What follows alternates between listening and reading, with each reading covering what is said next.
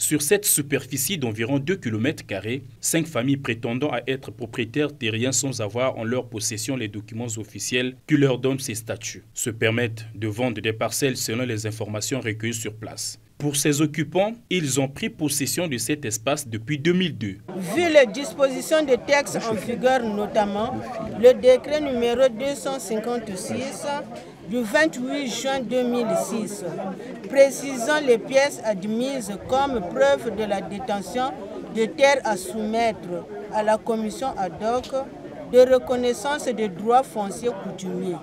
Vu les comptes rendus des réunions tenues par le ministre en charge des affaires foncières et du domaine public avec les différentes familles terriennes et les occupants en décembre 2012 et mai 2013, nous déplorons l'ingérence d'un général de forces armées congolaises dans les gestions des terres à Saint-Denis. Devant certaines impasses, ces occupants s'organisent à ne rien perdre. Notre but étant occupant, c'est vrai que la loi a donné les dispositions, a défini ce qu'est un occupant, mais nous subissons ici des choses que l'on ne peut pas raconter, que l'on ne peut pas dire, c'est même une honte. Et nous demandons à ces familles terriennes simplement le respect des efforts que les hommes et les femmes ont dû produire depuis des décennies. S'ils peuvent le respecter, parce que ce n'est pas croyable.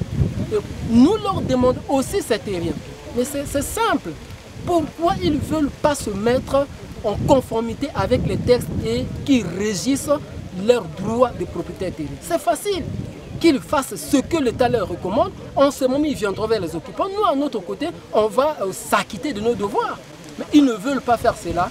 Qu'est-ce qui leur donne le droit? C'est organiser les bandes des militaires. Qu'est-ce qui leur donne le droit? C'est recruter les judokas, infliger les coups de blessures, chasser les dames dans la plaine. Voilà les titres fonciers que les propriétaires de Saint-Denis utilisent. De cette manière, ils s'engagent à explorer toutes les voies de recours possibles dans le but de faire triompher la raison. Vraiment, nous leur supplions qu'ils arrêtent de faire cela.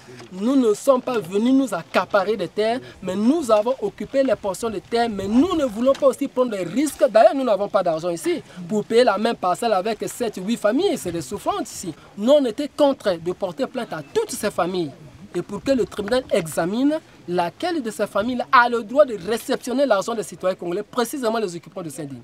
Et s'ils ne sont pas dedans et que le tribunal nous ordonne le séquestre, qui autorise la mise sous séquestre de nos fonds pour que la partie de la famille qui gagnera, en ce moment, peut les prendre. D'après Oko Gisley Gaël, président du collectif des occupants des parcelles du quartier Saint-Denis, un règlement à l'amiable du conflit sans recours à la violence est vivement encouragé.